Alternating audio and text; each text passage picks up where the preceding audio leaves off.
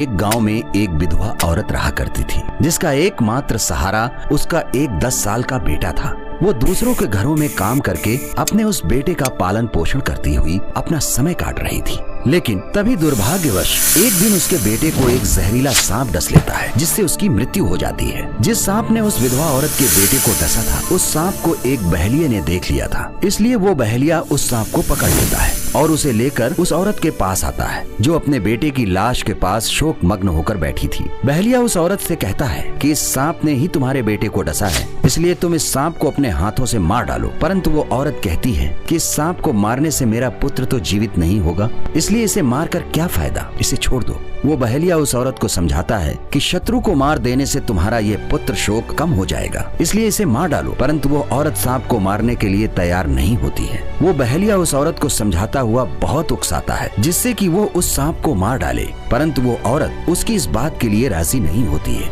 ये देखकर सांप बहेलिये से कहता है कि भाई, इसमें मेरा क्या दोष है जो तुम मुझे बेवजह मरवा डालना चाहते हो। मैंने अपनी इच्छा या क्रोध से इस बालक को नहीं डसा है, मुझे तो मृत्यु ने इसे डसने के लिए प्रेरित किया था, इसलिए मुझे मृत्यु के अधीन होकर इस बालक को डसना पड़ा। इसमें दोष मेरा नहीं, उस मृत्यु का ही है। जब सांप ने उस बालक की मौत का सारा दोष मृत्यु के ऊपर मढ़ दिया, तो मृत्यु उन सब के सामने प्रकट हो गई और उस सांप से बोली कि तुम मुझ पर इस बालक की मौत का दोषारोपण क्यों कर रहे हो? मैंने भी तो काल की प्रेरणा से प्रेरित होकर तुम्हें प्रेरित किया था, इसमें मेरा कोई दोष नहीं है। ये सारा जगत काल के अधीन है, इसलिए मैं भी उसी के अधीन हूँ। मैं कुछ भी अपनी स्वेच्छा से नहीं करती हूँ, इसलिए इस बालक की मौत का दोषी न मैं हूँ और न तुम, वो काल ही इसका दोषी है। जब मृत्यु ने इस प्रकार उस बालक की मौत का सारा दोष काल के सर पर मढ़ दिया, तो काल ने भी उन सभी के सामने प्रकट होकर उस औरत से कहा कि तुम्हारे पुत्र की मौत का दोषी न मैं हूँ, न मृत्यु है, और न ही ये सांप। इस बालक की मृत्यु का कारण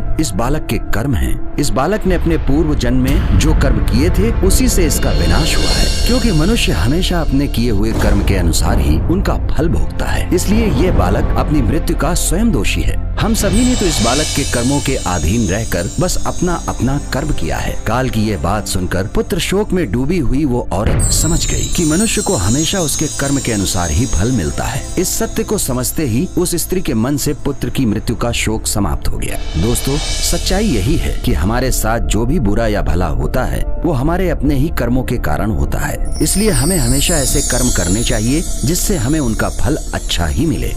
दोस्तों, हमारी ये कहानी आपको कैसी लगी, हमें अपने कमेंट्स में जरूर बताइएगा, और साथ ही हमारे इस वीडियो को भी शेयर करना और हमारे इस चैनल को सब्सक्राइब करना भी मत भूलिएगा।